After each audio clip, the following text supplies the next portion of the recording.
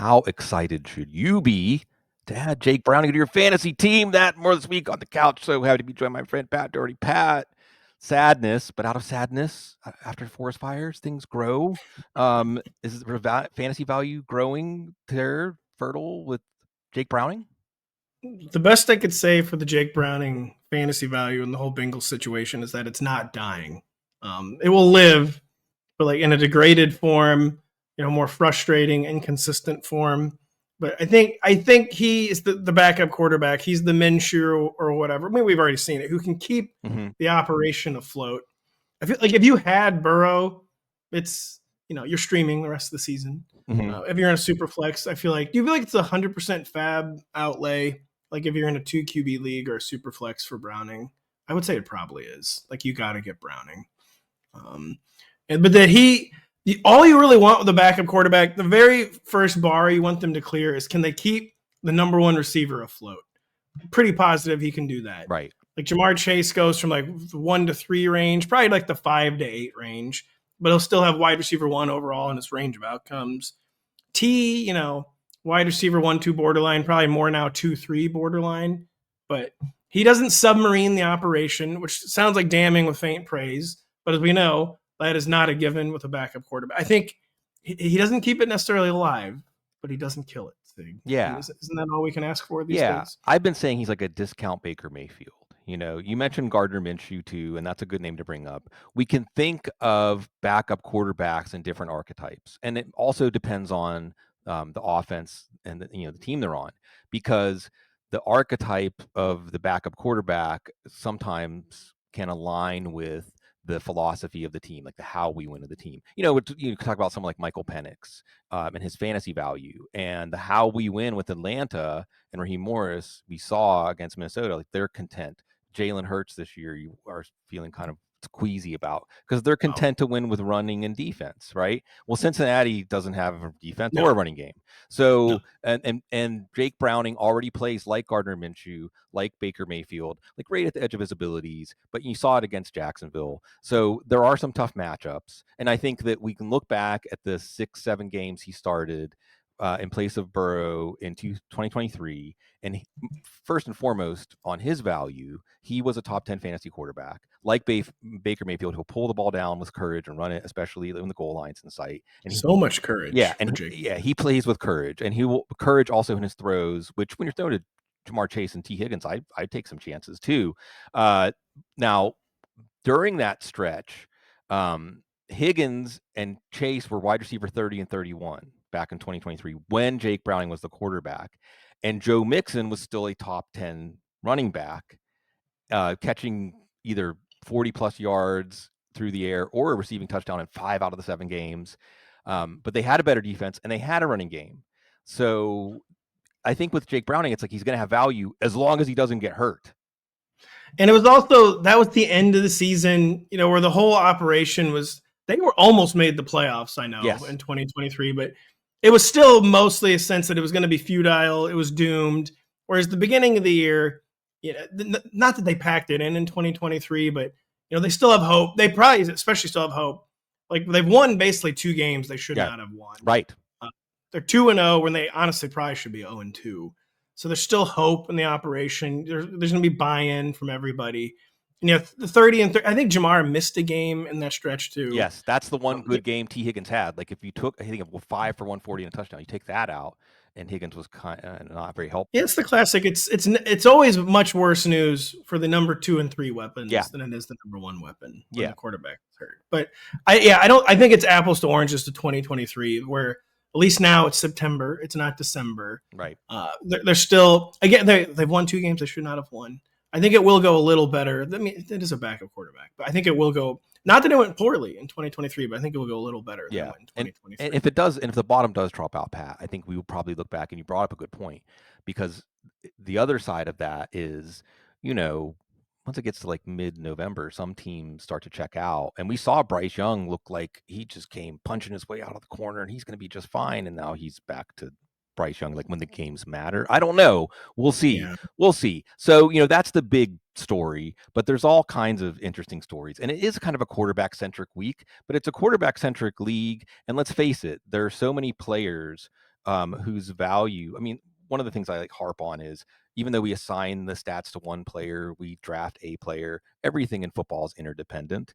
And the quarterback is the most important, like critical point of failure, or like the engine or furnace that can create energy and value. So let's talk about some quarterbacks that we're not sure about, or maybe we are sure about. Daniel Jones. What an interesting story here. And one of the things I love about this stuff, Pat, and I know you and me are simpatico about this, like you can't talk about Daniel Jones, the football player or the fantasy quarterback, without talking about Daniel Jones, the person, and without reflecting on his journey to this point. And in fact, when people were like, this is where he does the fake out thing and gets the $100 million contract, I mean, that's informed by that too. But with Daniel Jones, you said, okay, if he does it against Denver, now we're talking. Well, he did it against Denver. Well, yeah, fake out is the key word there because fantasy managers, we've been around the Daniel Jones block. We know that he provides spiked weeks. Like week one, it was a surprise, but it was hardly a shock. Like, yeah, we've seen spiked weeks. We've seen QB1 overall finishes from Daniel Jones before. It was, stringing them together in any meaningful fashion was always what never happened in New York. And it was the classic, like, you're thinking to yourself, like, oh, if he does it against Denver, maybe I'll take this seriously. But you never actually considered that he would do it against Denver. And then he did do it against Denver. He's the QB2 through 2 weeks behind Lamar Jackson. We don't expect that to continue, but that's the deepest, most varied skill core of his entire career. With all apologies to Saquon Barkley, it's maybe even the best running game of his career. Not that Jonathan Taylor is better necessarily, but those doomed Giants years, it was just not a real operation. It was just like a doomed operation. Yeah. And so it's his best supporting cast. It's probably his best running game. It's almost certainly his best coaching staff. And Daniel Jones, not trying to damn him with faint praise, but he is someone who needs to be elevated more than will elevate his supporting cast, but he is capable of being elevated. He is being elevated, and that this might be more real than fake, where he could settle into like that 8 to 14 range, Sig. Like he's not going to be famous last words. I don't think he's going to be top 5 to 6. But if you can settle into like that 8 to 14 range, that doesn't seem like unrealistic to me anymore, right? I mean, maybe I'm just the ultimate fell for it again award. Like he just happened to stack his 2 spiked weeks on top of each other. Now they're gone for the rest of the season. But I always say early in the season, like it's very tempting. It's very easy to preach, like don't overreact to things. You do have to react, though. Right. Like you have to react. Like just not reacting is not an option. And after those 2 starts from Daniel Jones, I don't know how you do not react and say, at the very least, he's in the low end quarterback 1 mix now. Yeah, I think that all the things you talked about are the reasons why. And if we're looking at it in windows, and I really do think, and I'm going to tip the cap to Cecil Lammy, my co-host, when he talked about windows, and Matt Waldman, when he's always preached about how teams go through the season in these 4-week chunks. And that's kind of how we should think of our fantasy teams. So even if you just lost Joe Burrow, I wrote a piece yesterday, what to do if you just lost Joe Burrow. And my plan A is trade for Daniel Jones because his reputation still makes us think like, nah, it's not for real. But also, he wasn't drafted to be someone. So I'm talking about 1 QB leagues. And hey, in super flex leagues, I mean, why not? But the schedule coming up is Tennessee, the Rams, they're coming up and coming as a defense. Vegas, Arizona, the Chargers, they actually really are up and coming as a defense. And then Tennessee and Pittsburgh. That's through week 9. So, and Daniel Jones does have those short touchdowns. If Jonathan Taylor got those 3 touchdowns, we'd be talking about him as the most valuable player in fantasy football. No. If you want to take anything out of this talking to Colts, take that out of it. The way Jonathan Taylor's playing, he's playing the way he did when we were drafting him number 1 overall the next season. He's that guy again. And I want to emphasize what you said about the coaching staff, because there was a time that we thought Shane Steichen was a quarterback whisperer. There was a time that we thought he gets the most out of his quarterbacks, and maybe this really means that Anthony Richardson, like, it was so much worse than we even realized as far as his preparation and his ability, because it sure seems like Shane Steichen's not Kevin O'Connell, but from a football standpoint and from the talent that they've assembled around Daniel Jones, it does make it easier. And I always want to point out, like, yes, Daniel Jones is known more for his failure, but it wasn't like he lacked courage as a player. No. He failed because he didn't understand his limits, not because the game made him shell up, go into a mental fetal position. He would take hits to make throws downfield. He's got all the tools. He can play within structure. He's a quote unquote smart quarterback. Remember, he came from Duke and worked with the guy who worked with the Mannings. My brain is blanking it because I'm Cutcliffe, I think. Yeah, Cutcliffe. So I think that's part of the reason the NFL liked him maybe more than fantasy football players. But I think at this point, we're always talking about range of possibilities and perception versus reality. Putting a chip on Daniel Jones keeping this up, at least for the first half of the season. No, for sure. And his schedule is basically like the inverse of the Bengals schedule, because Right. Jake Browning, he's like going into a meat grinder. The Right. Bengals schedule is really, really, really tough. Of course, the division's tough, but looking at it, right, at Minnesota, at Denver, then he has to try to keep up with the Lions in a shootout at the Packers. So 3 of his next 4 games are road games against defenses that appear to be elite. And I love Daniel Jones as a trade target, as a counterintuitive trade target, because most people have Daniel Jones are probably still in like sell high mode. Yes. Or he's obviously he's their QB2.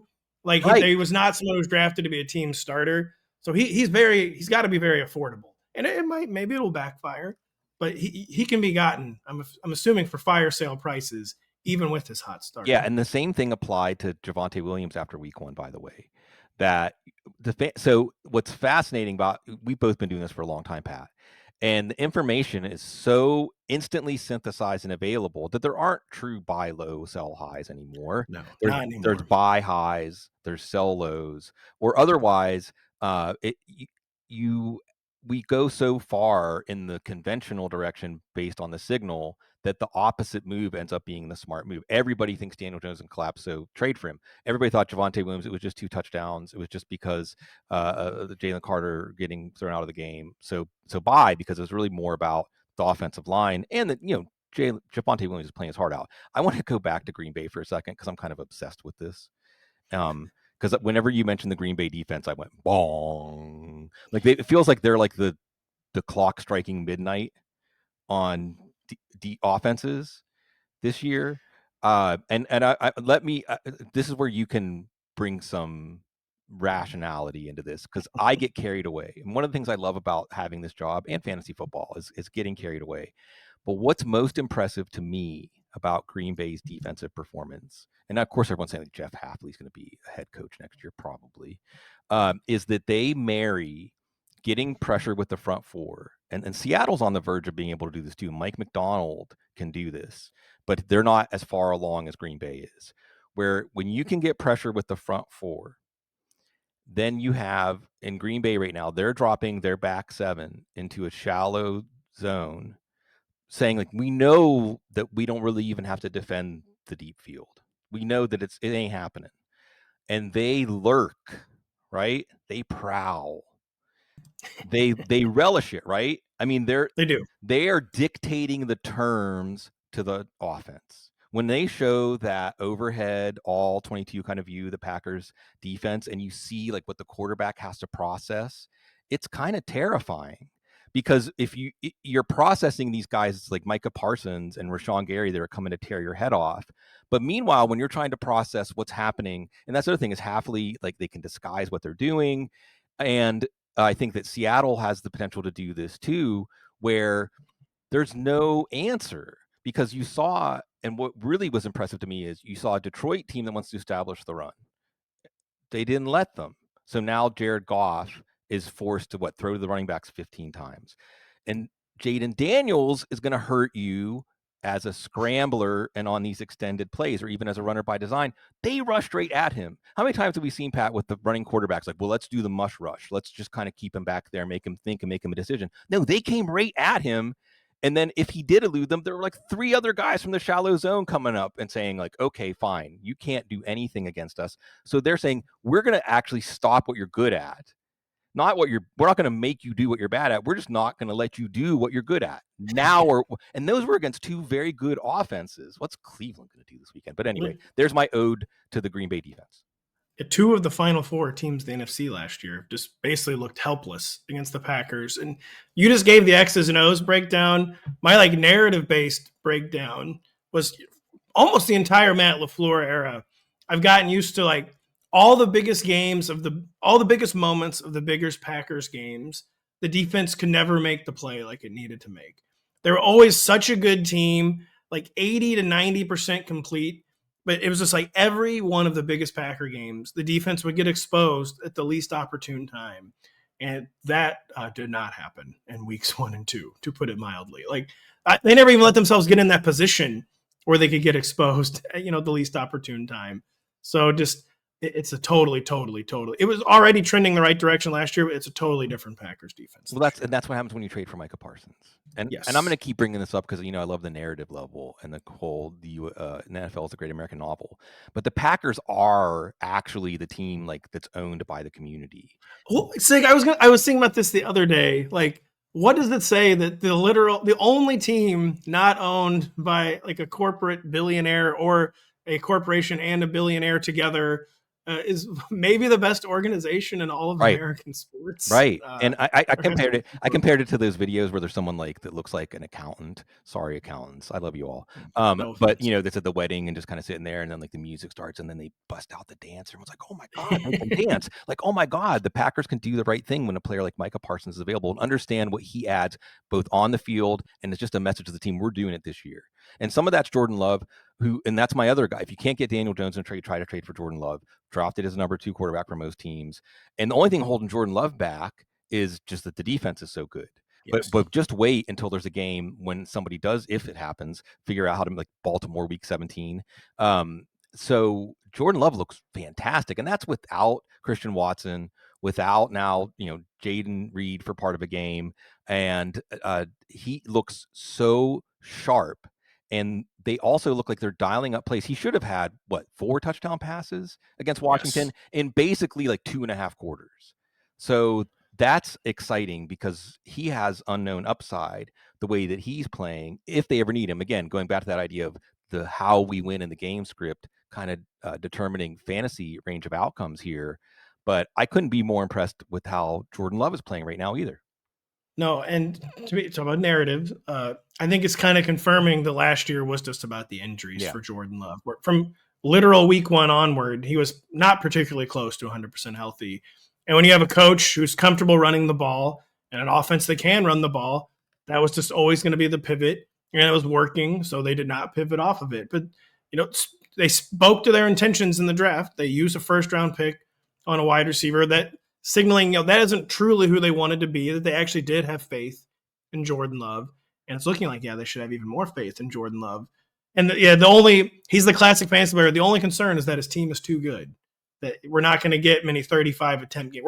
We'll maybe never get a 40 attempt game. We might not even get many 35 attempt games, but lots of potential shootouts at Dallas, the Bengals in week 6, at Arizona, as long as they don't totally smother them, which is, I guess we just discussed, is quite possible.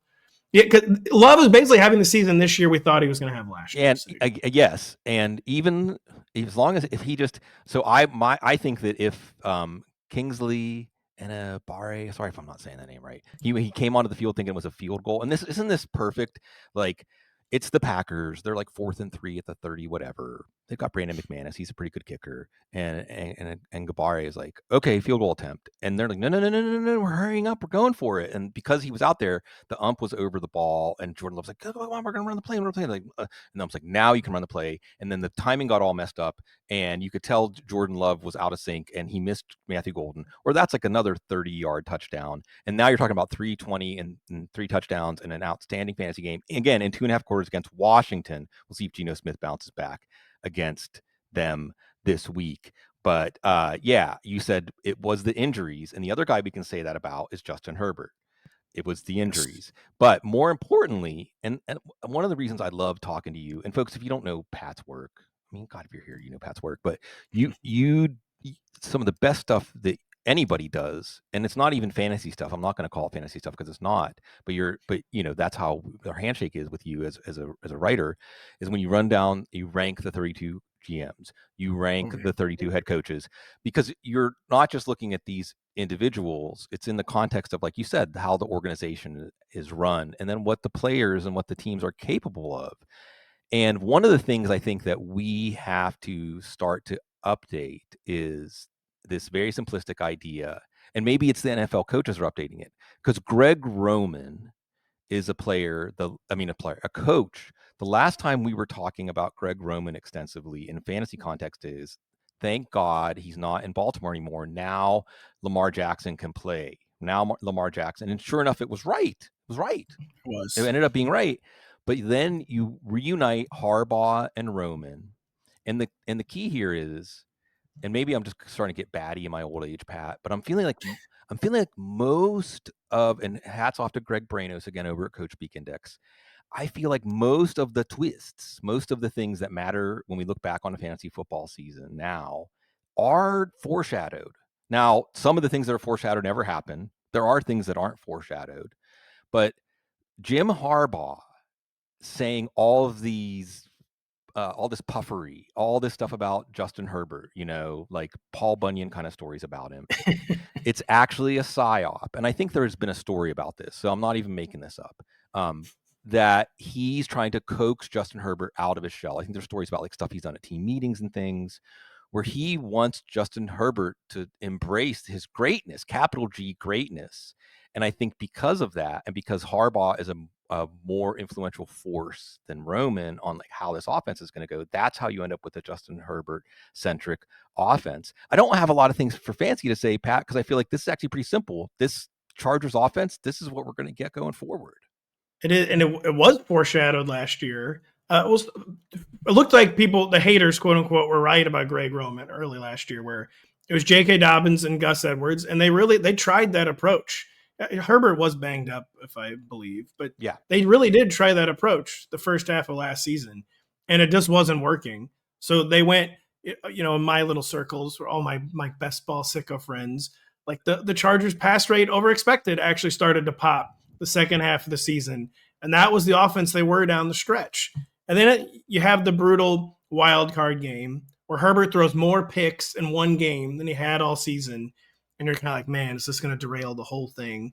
Is Harbaugh going to go back to his roots? But no, it turns out that more pass-heavy Chargers offense down the stretch last year was for real. And Greg Roman's like born again. Yeah. Like people change, apparently. Exactly. Baptized in the fire of pass attempts. Yeah, we're on the couch here. I feel like, and I'm not saying there's a right or wrong answer. Actually, there's a right or wrong answer in each individual case, but it's always a case by case basis, right? And the question is, can people change? I mean, in our lives, this is a big time question. Like, can you actually change? Can you actually change? I saw a great documentary, The Act of Killing. It's chilling.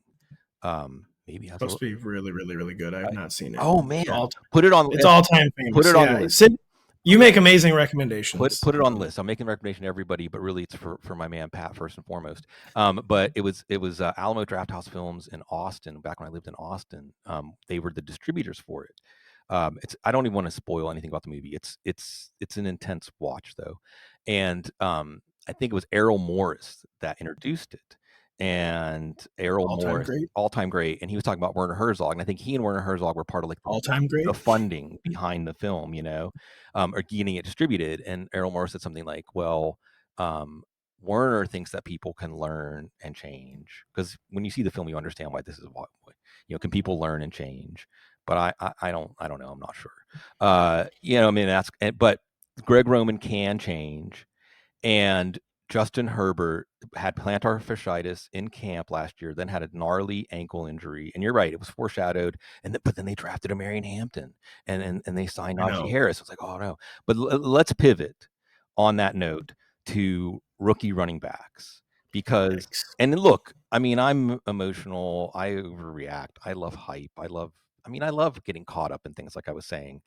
And I think that you would have expected after last year, the fantasy football community would accept it. Like, we got a little too exuberant about rookie running backs last year. And some of the ADPs dropped. But sure enough, Pat, if you just took the other running back, right? If you took Jaylen Warren, who was going after Caleb Johnson, if you took Ramondre Stevenson, who was going after Travion Henderson, if you took J.K. Dobbins, who was going after R.J. Harvey, right? I mean, I guess, Cam Skattebo, that's like the rookie hill where you're like, no, I knew it. The rookie. So what do we think about these situations? I mean, I guess there's not much to say about the Steelers. It's Jaylen Warren's backfield. But the Stevenson Henderson thing and the Dobbins Harvey thing. I mean, obviously no one's dropping Henderson or Harvey yet, but this is a moment where do you try to trade for these rookies? Do you even maybe try to trade them away because people still have hope and you can actually turn them into somebody useful? Like trade RJ Harvey for Javonte Williams sounds insane. Is there a way to still take advantage of rookie overexuberance, or will the rookie overexuberance be vindicated in the end? I do think it's almost like a sell low type situation where you do need to try to cash in on someone else's rookie exuberance, especially with Travion and Harvey. Those really are the two where Travion, I just did not like the spot from the beginning because no one thinks like Josh McDaniels treats his offense like the world's most complicated, like atomic bomb or something. Like there's like 1,000 different components and you have to know all 1,000 of them. Yeah, you have to know all 1,000 of them. And it's so typical, so predictable that Travion apparently doesn't know half the components. There's also like the weird melodrama narrative I'm trying to create where like I just don't know how Mike Vrabel and Josh McDaniels are supposed to circle the square of their offensive philosophies and like preferred styles of play. And that I think they're going to be at loggerheads all year and that Vrabel is going to prefer the guy who can just run downhill and is experienced or whatever, at least has experience between the tackles in the NFL, Ramondre Stevenson. And whereas Josh McDaniels is like, every single week, Travion Henderson is apparently getting like 6 of 10 on the quiz, and he's got to get 10 of 10. And I get to see it being a season-long problem. RJ Harvey, I think there's maybe a little more hope, but it's always the same coaches over and over and over again, isn't it? We're like, Sean Payton is weird with running backs, and Sean Payton, like, every year's rotations somehow get bigger in both the backfield and at wide receiver. And Tyler Bidet out of right. No, we literally didn't talk about him once this entire summer. He's playing 20% of the snaps. And how, like, I don't know what's supposed to change right now in the Broncos backfield, I guess is what I would say. And those are the two guys that I really am the most. I'm probably most worried about Travion. Yeah. Just because it's confirming a prior for me. Where it's like, man, I do not like him going in like this McDaniels Hornets nest. Whereas a lot of people loved it because they're like, oh, we'll get the next Shane Vereen at the very least. Right. But I'm so long skeptical of Josh McDaniels that I'm not surprised that this is not going how it was expected. Yeah, wasn't there something not Mike Vrabel, yeah, I think it was Vrabel, said something to the effect of like the play that Stevenson made a Stevenson for 55 yards, that they practiced the play with Henderson. And then it almost seemed like he went like mumble, mumble. Like he didn't want to say like he said some sort of euphemism that almost made it sound like we don't trust him, but he didn't say that, Yeah. But the other part of this equation is Ramondre Stevenson's doing kind of a D'Angelo Williams, like when Jonathan Stewart got drafted in the first round. And clearly Ramondre Stevenson is on a mission to say like, hey, no, I'm still a really good running back. And I can still do all of the things you ask a running back to do really well. So he's just not going away. J.K. Dobbins isn't quite as versatile as Stevenson, but he's just so assignment sound. I guess if you're going on to Harvey, it's also just Dobbins' injury history. But certainly the Broncos haven't. We expected the Broncos to emerge at a new, it's year 3. It's a real Sean Payton team now. And then it looks like the Sean Payton team we saw last year. So, yeah, I think both of these guys are, and Sean Payton coach speak. We keep bringing up coach speak index, Greg Branos, who's helping us with accessibility to this stuff, watching this stuff. I think Sean Payton said something to the effect going into the week, Pat, of like, well, we got to narrow that 3 down to 2. Like, you're the one who actually can do that, and you didn't. You still didn't do it, man. So yeah, and again, are you excited? Cam Skattebo, like he's out there, or is it time for takeoff? Or come on, it's the Giants. Well, I love when my priors are confirmed, and my prior here was that Tyrone Tracy broke the Giants coaching staff trust in a way he just wouldn't really be able to get back down the stretch last year. We're like, once you get the scarlet letter of you're a fumbler, you're just always, and does he even have an official fumble so far this season? But he had to play in week 1. It didn't go in the box score as a fumble, but it was essentially a Tyrone Tracy fumble in the second half. And I was like, man, and it's not like they came out and benched him in week 2, but my belief all along, Cam Skattebo had higher draft capital than Tyrone Tracy too, is that the Giants coaching staff would be open to a Cam Skattebo takeover. And then, week 2, as that game against the Cowboys is developing, it's turning into like a have to have it game for the Giants. Like this season's probably doomed. We're not going to get a lot of opportunities like this. We have to have this game. And the guy who was in mostly on the field when they had to have the game was Cam Skattebo. Mm-hmm. And so I don't know how, you couldn't be excited about that development where I feel like they were predisposed against Tyrone Tracy.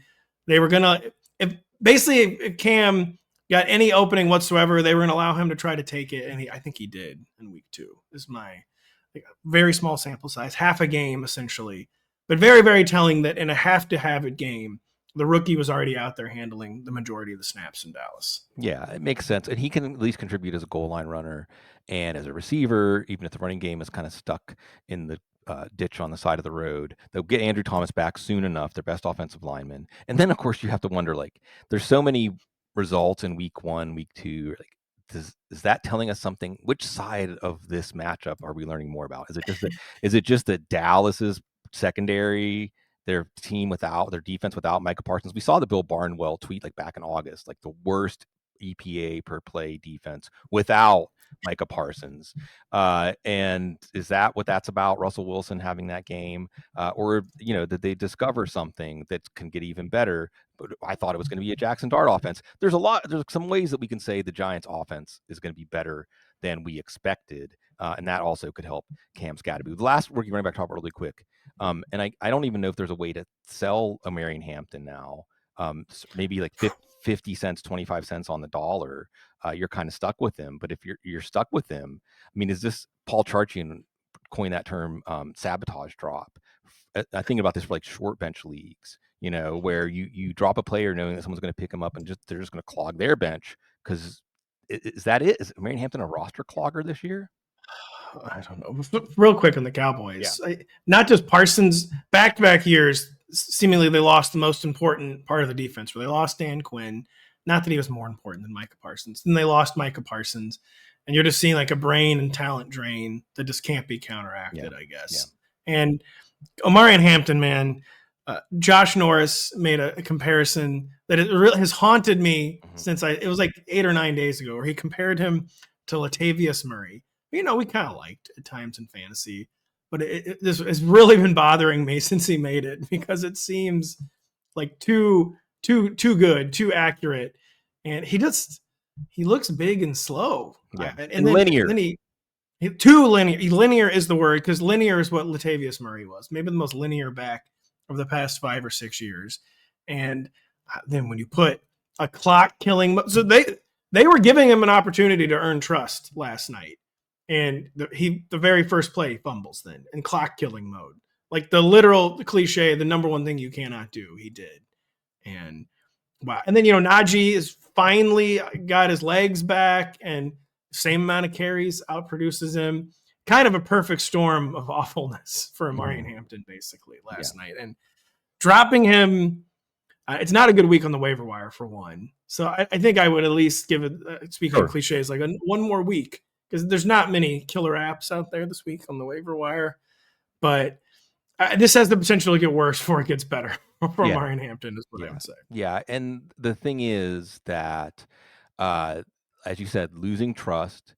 And honestly, I thought he was way overdrafted as a first-round pick. I never understood how he was in the same conversation with Ashton Shenty. I think the Chargers are seeing that up close and personal, at least where he's at right now. What you hope is that Justin Herbert is going to force defenses to back off. The 3 wide receivers are going to force defenses to have light boxes. And then we'll start to see, well, maybe you can get into a scenario where they're both matchup flex plays. Playing Denver this weekend, we'll see. But if anything, this week, if someone said I have Harris and Hampton, which one should I play? I have to play one of them. It's Harris. And I don't know how you could say it. Fantasy football is so humbling because the second you do think you have it figured out, and it's like, well, Jim Harbaugh actually wanted to show faith in the young man, and he comes out, maybe he'll get 17 carries. Right. But I don't know how you could play Omarion Hampton over Najee Harris. Right. Famous last words. Right. Yeah, well, I mean, the difference is Omarion Hampton could turn a well-blocked play into a 75-yard touchdown, where Harris would turn it into like a nice 25 or 30-yard run. So, yeah, if Hampton's on the field on that well-blocked play, that could change everything. But that's why we love it, the variance, like you said. Since we're talking backfields, I want to talk a couple of backfields about the potential. We're always looking at the best backup or number 2 running backs to hold who could get that injury upside. But sometimes those guys gain value without an injury. And there's a couple, one that should definitely on the waiver wire, one that in more shallow leagues is on the waiver wire, but certainly somebody you could still try to make a trade for.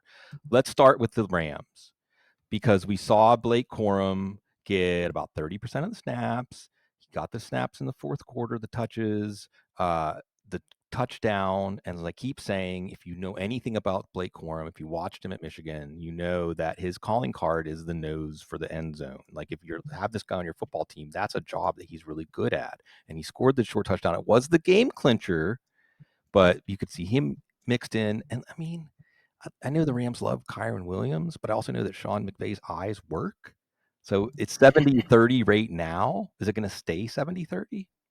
So again, I'll bring two narratives to this one, where the Rams, at least via lip service, have been wanting to do this for like a long time, where they didn't want to have put so many snaps and so many touches on Kyron Williams' shoulders. So I think they think he won't hold up under that, kind of, justifiably so. He has held up much better like the past 18 months, but they never wanted him to be like an 80% snap player, where they really did want him to be more like a 60% snap player, where I think they are better when that's the case, and that he is better when that's the case. He will hold up better. So they have been wanting to do this for quite a while.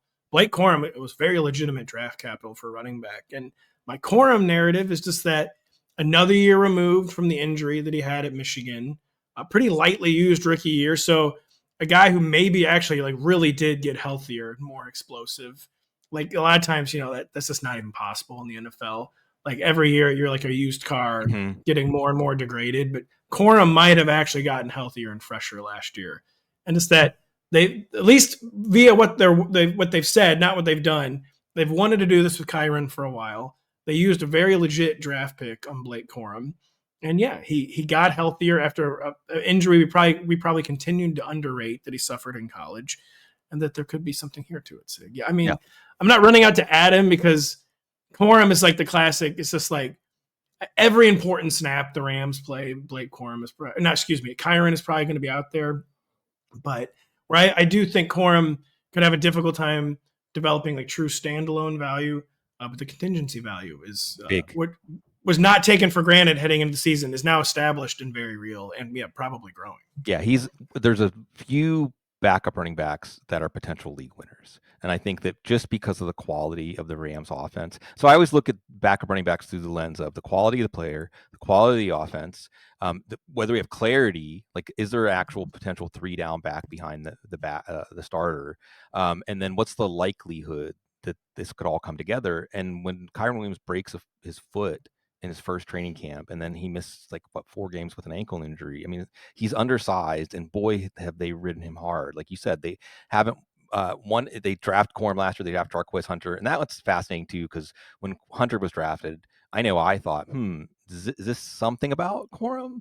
Yes. But because Hunter is maybe a little more forceful runner than Corum. Corum's a little more nuanced runner, but they're both guys that can mix it up between the tackles.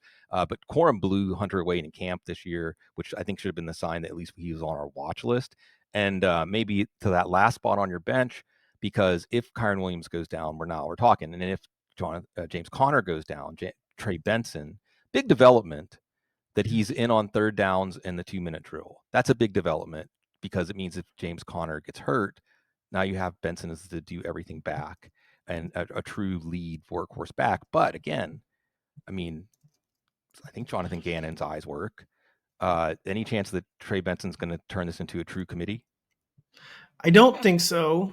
But it's very good, like, it's for potential contingency to see he's at least getting the experience. And my thing with James Conner and the Cardinals is, I feel like they've tried to do this before, and where they want to take some stuff off James Conner's plate just to keep him healthier and fresher. Like he goes to these weird, he has like these weird 3 or 4 game samples where he doesn't catch a pass.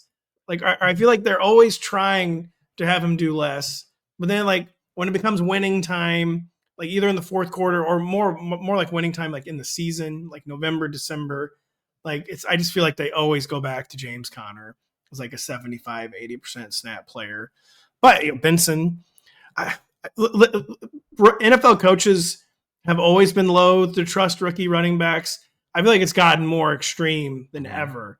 Where like if you make one mistake, it's like, all right, we'll see you in 2 months. Like you miss one blitz pickup, you fumble one time in practice, like let alone a game. It's like, we'll see you in 2 months.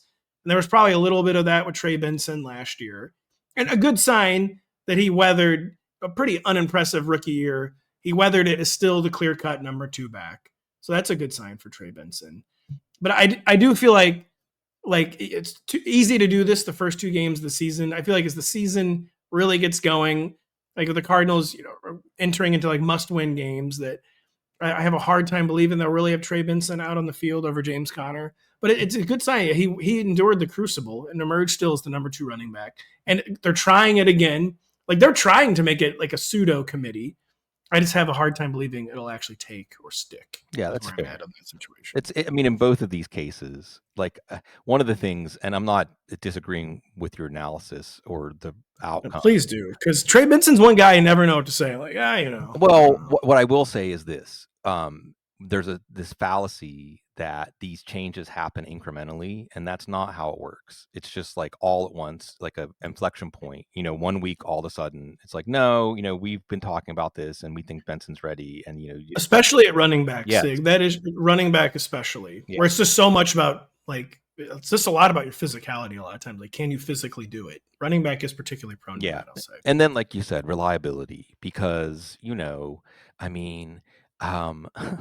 It's almost like if we had like I don't know why my brain is going here, but it's almost like if we had like a stick-up crew, and like if lookout is one of those jobs where like you don't have to be like this, you just can't, like you had one job, like you just can't, like the whole thing can fall apart if the lookout just doesn't do their one very simple job. And I think that's kind of how coaches think about running backs. Like your lapses can hurt us more than what you add can help us. So if the lapses are there, if we're worried, but once the team gets confidence that the lapses are ironed out, now all of a sudden the physical advantages can be what tips the scales. But you have to be, like you said, in that trust zone for that to happen. Okay, before we get to off the rails, which is always fun, I'll tell you, Pat, I'll say this. I don't want to put you on the spot, but people have been talking to me. Thank you, everybody, by the way. I feel the love. I hope you feel the love out there. That people have been talking for a long time. Like, you have to do like a not football show. And I'm going to do it. I mean, that's what's the name of it's going to be. It's going to be the not football show. And you definitely are someone that I can't do it by myself. I don't want to do it by myself. They don't want me to do it by myself. We're going to have shows that are like all off the rails on the not football show, but we get to do that in a few minutes. I will be there. Yes, it's going to be awesome. But let's talk quickly about like some situations I think that through 2 weeks are difficult to discern. But like you said, we have to react. We have to at least say like, well, if I had to pick a side, okay. So we've seen a lot of Trevor Lawrence. We've seen like productivity against Cincinnati. That might just be Carson Wentz might look like revived this week against Cincinnati. He will for sure, by the way, and it's going to be crazy. Like the narrative, talk about narrative there. Yeah. It's going to be funny. Crazy. It's going to be funny. It's going to be entertaining. So Trevor Lawrence, Liam Cohen, a lot to iron out here. But which side, are we looking at? Because you can really see how with Liam Cohen, like this is the year to start to say like either because I think he has the latitude to be like Trevor Lawrence. I'm going to have my team. Trevor Lawrence probably just isn't the guy for my team. Or he's going to help Lawrence iron this out. Or maybe this is about Brian Thomas. That's a whole other vibes thing going on right now. Where are you at with Jacksonville in the passing game? Well, okay. I know it's only week 2, but that felt like I had to have a game to me for me to take the Jaguars seriously as the team. Like if Joe Burrow is facing you and only attempts like 10 passes before he gets injured, you have to win that game. Like that was a have to have it game for the Jaguars. So a team I was already skeptical of blows a game like that, blah, blah, blah. Trevor Lawrence, I just think to put a fine point on it, like he doesn't make big time throws. He just does not make winning time, big time throws. And like the sample size is getting pretty large at this point. And it's just like, when is this guy going to make the throws? Like, when is he going to make? He can make plenty of throws. He does not make the throws to like decide games. Right. I feel like is where I'm at with Trevor Lawrence. Like that when the game is being decided, the other quarterback is making the throws more often than Trevor Lawrence. You know, they're already jawing at each other Mhm. too, him and Liam Cohen. And Liam Cohen, I just wouldn't be shocked if he's a bit of a fake sharp, because it's just we're learning more and more. Like Baker Mayfield is the Bucs offense, not the coordinators. Like, no offense to Dave Canales or Liam Cohen, who clearly did a good job. But like, it's looking like it was more about Baker than the play callers. And I wouldn't, as so often happens with the Jaguars, I feel like there is like Hindenburg potential here. Yeah, the Between Jags fans are nodding along, right? Yes. And I think you're right to say that at some point we just have to face up to that. Number one, Trevor Lawrence is more inconsistent than anybody expected him to be, and number two, there's that other thing. We're on the couch here, where a quarterback specifically, it's how you perform when the pressures on your spirit, on your psycho-emotional state, are at its highest. I mean, you either rise or fall in those moments, and he has not risen in those moments. So It's just over. Not even in like the fourth quarter. Sorry to interrupt yeah, you, please but do, please. cause like the game can be decided by one really good throw in the first quarter. And like Sure. when he has opportunities to make game changing plays, I feel like he just far too frequently does not make them. Yeah, it's going to be the tough matchup, the first tough matchup of the year. They played. That's the thing is, I actually expected that, and I know there's some wrinkles to iron out in Liam Cohen's offense, but I expected coming out of the gate against Carolina and Cincinnati, offensively, we'd be saying, "Ooh, this is a renaissance." And instead, it's questions. And we're just really quick. I mean, are you concerned? Have you moved the Brian Thomas thing off of DEFCON 5 because he was a first round pick? He was. I mean, it'd be crazy not to be a little concerned. Like, was this just some weird Mac Jones thing? You know, like where sometimes a player and a receiver are just on the same page. And he produced without Mac Jones last year in Jacksonville, Brian Thomas. Like his best stretch was with Mac Jones, but I'm still not concerned. I, his struggles, like they don't. Another thing with Liam Cohen, like fake sharp, whatever. I feel like they have no clue what to do with Travis Hunter. And anytime there's like a big like uncertainty in an offense, it just makes everything more difficult. Like there's this guy who has to be involved because he was the number 2 overall pick, but we have no clue how to involve him. And it's making the offense more like stop and start than it should be.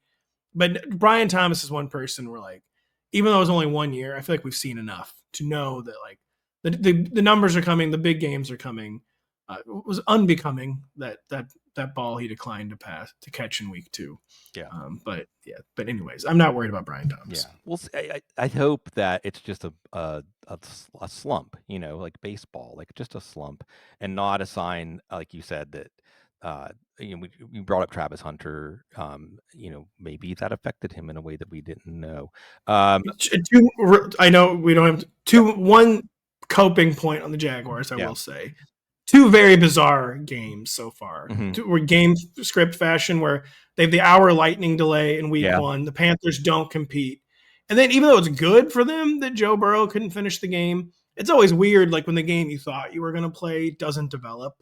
Like Joe Burrow wasn't out there. I mean, Jake Browning played well, but just 2 games that had kind of like really like unforeseen variables in them.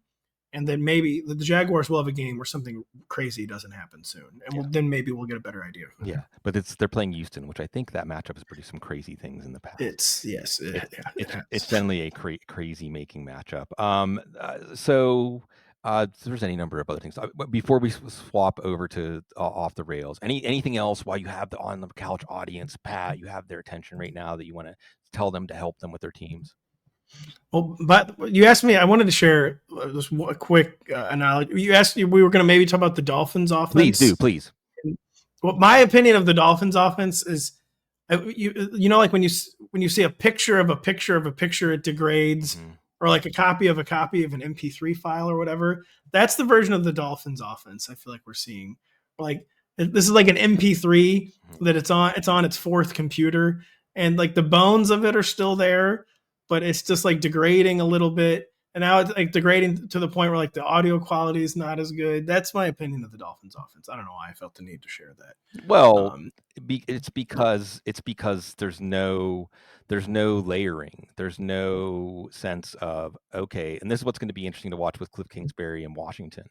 Like once teams get, even no matter how easy it looks, once teams get this film in the off season, they're going to test you. They're going to try stuff to force you out of your comfort zone. And we saw I think New England's pass defense is going to be one we're picking on, at least until Christian Gonzalez is back.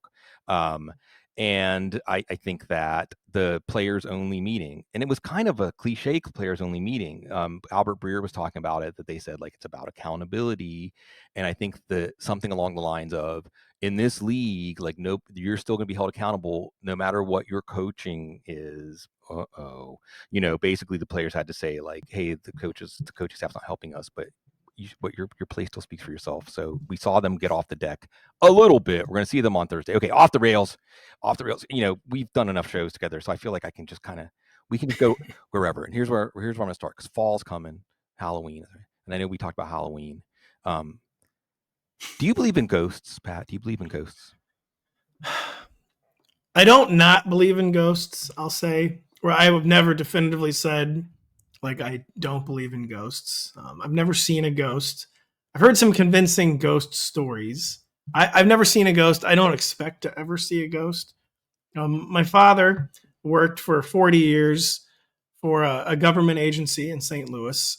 There was in an old Civil War armory. Ooh. And they're just now moving, actually. But there were persistent ghost sightings in the basement of naked injured soldiers. Oh, He never saw it. My dad, to be clear, never saw this, but that was I know, I could tell he had a hard time dismissing it outright, because several people had ghost sightings. So I've never seen a ghost. I don't ever expect to see a ghost. I will say I think it's more from a karmic perspective. I'm very superstitious. Ooh. I'm very, very superstitious. Oh. Superstitious. Like, where I don't like to say certain things. Like, if I say this, then it's not going to happen. Mm-hmm. Like, I am, unfortunately, I'm born and raised Catholic. I don't know if this has something to do with it, but I'm very, very superstitious. I wish I were not, but I'm superstitious. It's kind of that's ghosts by another name, kind of. Sure. Like. Well, look, there's some different things to sort out here.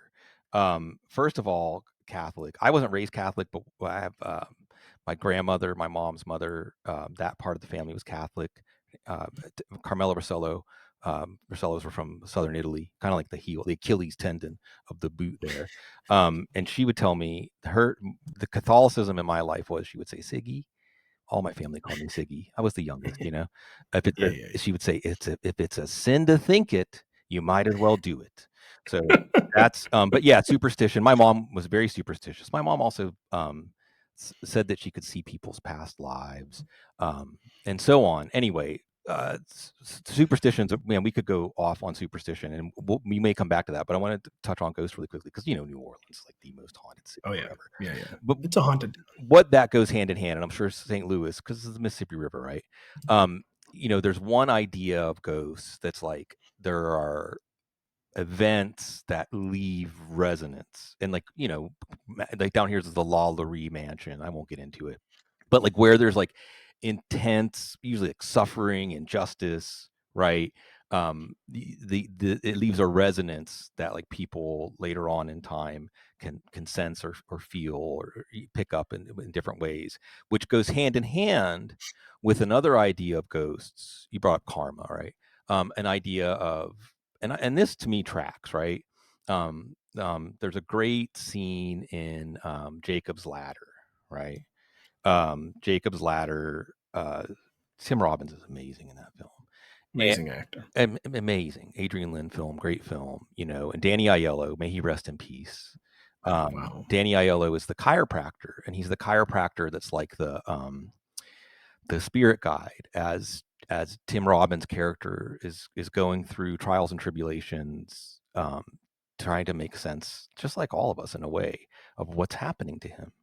And Danny Aiello tells him about Meister Eckhart, and the idea that if you're clinging to earth, then it's demons trying to scrape and claw at you. But if you let go, they turn into angels, and they're sending you, they're taking you to that place. It's about letting go, and ghosts are spirits that can't let go.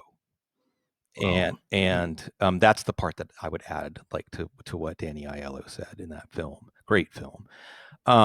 And I think that wrestling with these ideas, my personal ghost story is, when we were living in Bentleyville, we lived in this house that was right by that one of those curves that has like concrete embankments because so many people like have had these terrible Oh yeah, accidents, like yeah. dead man's curve kind of curve.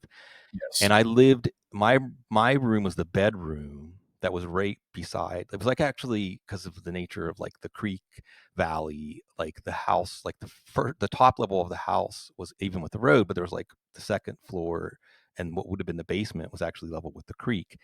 And one night from behind this couch in my room, I remember I woke up and I could hear somebody saying my name. I woke up and it was like, Sigmund. And I woke up and I looked and I couldn't find it. The next night, somebody crashed into the bedroom of the house right next to my bedroom. So possibly like 15 feet, 20 feet from where I slept. A car crashed into that bedroom. But wrestling with these things, I think it's always keep adding to your experiences. There's more here than what our five senses can pick up. I'll tell you that much. I definitely believe that, and I just try to be humble about it. We're like, listen, I maybe have never had this experience, nor, like I said, do I expect to, but I'm open to the possibility. I'll say. Yeah. By the way, we both live on the Mississippi River. Mm-hmm. This is like if there were going to be ghosts in North America, Mississippi River, or beyond north of Mexico, I should say. Mexico's in North America. If there are going to be ghosts in like America and Canada, the Mississippi River Valley, there's been people here for thousands of years. There've been our native peoples, Mm-hmm. our warring European ancestors. This has always been a very important corridor. If there were going to be ghosts showing up in North America, this would be one place I would expect them to show up. Oh yeah, the river. I still think the river has something to do with how New Orleans has a portal. It's 1 foot in the spirit world, 1 foot in the physical world, and how the rules are a little different here. The way everything fits together is a little bit different here. Go ahead. And then New Orleans too was one of the places in America that was not exclusively ruled by the British too. Right. So it's just weird. Oh, there's barely any Anglo culture here. You have to go out to like Jefferson Parish, and even that's not really true Anglo culture the way that it is like in other parts of, like on the other side of I-10, basically. We just got a couple of minutes, and I want to just get it in this stuff real fast. And I'm superstitious too, by the way. I don't know if you've seen Drugstore Cowboy, great Russ Van Sant movie. Never put a hat on the bed. People who've seen put Drugstore Cowboy on the list after the act of killing. Okay, great, Matt Dillon. You make like universally good recommendations. Well, so. Matt, and this one's good too. Matt Dillon is amazing. Never put a hat on the bed. Really quick, because I want to make sure to. Robert Redford joins the ancestors. A titan, a true titan. Favorite Robert Redford film? Well, I don't know if these are like the two biggest ones. I feel like we're growing up with my dad and brother. We constantly watched Butch Cassidy, and we constantly watched The Sting. Oh, yeah. The Sting is probably my favorite, just because it was a window into a version of America I knew existed, but I'll never get to experience. And I have no idea how true to it was, but I just felt like I was in the era of The Sting when I watched The Sting. Like such a good period piece, like so many great set pieces in that film. I loved The Sting. The Sting was my favorite Robert Redford movie by far. I loved Butch Cassidy. To me, The Sting, which I think in its time was a blockbuster. It's not like it's not a deep cut Robert Redford film, but I loved The Sting. Yeah, well, sometimes they're blockbusters because they're That's good. True. And I'll add in Robert Redford was also outstanding director. He was. Quiz Show. I mean, that's like in the canon of films, basically. It is. And then for people that like the woo stuff that we're talking about, like ghosts, I spent some of my childhood in Grants, New Mexico, and I'm like, elementary school field trip. We went to this place called Chaco Canyon, which is basically like the pyramids, but in North America, and nobody knows about it. And you can find the documentary. It was like PBS documentary. Robert Redford narrated it about Chaco Canyon. Which is another, Pat, when you're here, we do recommendations, but really, again, the recommendations to fantasy football world, It's all really about amazing work that other people are doing that we want to draw attention to, and on the football field or on the sidelines as coaches, and in life. We're all here to inspire each other, and you all really inspire me, and everybody in our fantasy football community, like my dear friend Pat here. It's a special thing to get to do this every week because you're so classy.